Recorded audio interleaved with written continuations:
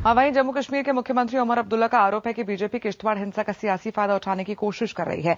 IBN 7 के show agenda में Omar Abdullah BJP पर जमकर बरसे। उमर ने कहा कि इस हिंसा में मारे गए लोगों के परिवार से वो माफी मांगते हैं, लेकिन क्या नरेंद्र मोदी भी गुजरात दंगों के लिए माफी मांगेंगे?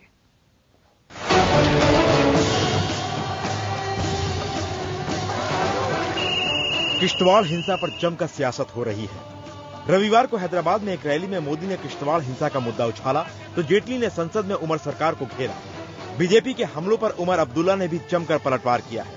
IBN 7 के कार्यक्रम एजेंडा में मैनेजिंग एडिटर आशुतोष के साथ बातचीत में उमर ने नरेंद्र मोदी को आईना दिखाते हुए गुजरात दंगों की याद दिलाई। आपको अफसोस है इन लोगों के मरने पर, जो हालात बिगड़े? कैसे अफसोस नहीं हो सकता है? कैसे अफसोस नहीं हो सकता? ये मेरे लोग थे, मेरी रियासत के लोग थे जी। अफसोस नहीं होगा तो और क्या होगा? मैं उन लोगों की तरह नहीं हूं ना जो अपने आंखों के सामने हजारों लोगों की मौत होते हुए देखे और आज तक माफी ना मांगे। किसकी तरफ इशारा कर रहे हैं आप कि ये मेरे वक्त में हुआ है? नहीं होना चाहिए था। किसकी तरफ इशारा कर रहे हैं आप? इस तरह के इक़दाम उठाने चाहिए कि दोबारा इस तरह ना हो, वो हम करने के लिए तैयार हैं। आपने किसकी तरफ इशारा किया कि लोग माफी मांगने के लिए तैयार नहीं? जनाब, किस आदमी ने 2002 के लिए माफी मांगी अभी तक? यानी नरेंद्र मोदी? अब आप नाम लेना चाहते हैं, मैं नाम लेने के लिए तैयार हूं। हाँ जनाब, नरेंद्र मोदी ने क्या अभी तक 2002 के लिए माफी मांगी? आप माफी मांगते हैं? मुझे बड़ा अफसोस है ना, मुझे अफसोस है।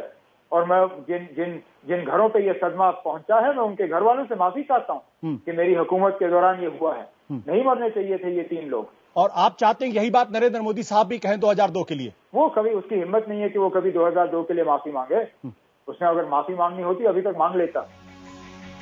उमर अब्दुल्ला ने जेटली को भी नहीं बख्शा। उन्होंने सवाल उठाया कि देश में कई जगहों पर फसाद होते रहते हैं, लेकिन जेटली ने 2 गुटों की हिंसा के बाद सिर्फ किश्तवाड़ जाने का ही फैसला क्यों किया? आपकी तरफ से बयान आया कि बीजेपी इस पूरे मसले पर राजनीति कर रही, सियासत कर रही है, इसलिए मैंने सवाल आपसे पूछा, क्या आप वाकई मानते बीजेपी ने सियासत की है? अरुण जेटली साहब इतनी जल्दी जम्मू क्यों आते? क्या ये पहली मर्तबा है इस साल के इस मुल्क में कहीं पे इस तरह का फसाद हुआ है? मैं आपको बहुत सी रियासतों का नाम दे सकता हूं जहां पे छोटे मोटे पैमाने पे इस तरह के फसाद हुए हैं या जहां पे माली नुकसान या जानी नुकसान हुआ है। मुझे बताइए ना, अरुण जेटली साहब वहां गए? नहीं होते। उमर अब्दुल्ला ने इन आरोपों को भी खारिज किया कि उनकी पार्टी हिंसा से फायदा उठाना चाहती है। उल्टा उन्होंने बिना नाम लिए बीजेपी पर वोटों का ध्रुवीकरण कर फायदा उठाने का आरोप मढ़ दिया। यहाँ पे अगर हिंदू मुसलमान फसाद हो जाता है तो 2 ही जमातों को इसका खमियाजा भुगतना पड़ता है, एक नेशनल कॉन्फ्रेंस, एक कांग्रेस। लेकिन अगर यहाँ पे हिंदू मुसलमान फसाद हो जाता है तो यहाँ 1-2 ऐसी पार्टियां हैं जिनको इसका फायदा मिल जाता है।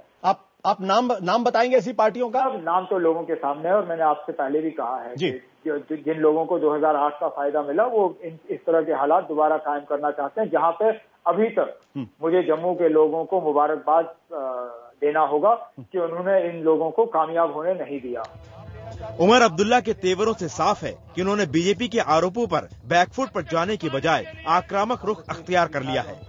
लेकिन सवाल ये है कि आरोपों और प्रत्यारोपों के बीच जमीनी हकीकत को नहीं झुटलाया जा सकता। सवाल ये भी है कि हिंसा पर आखिर कब तक सियासत होती रहेगी। Bureau report, IBN 7।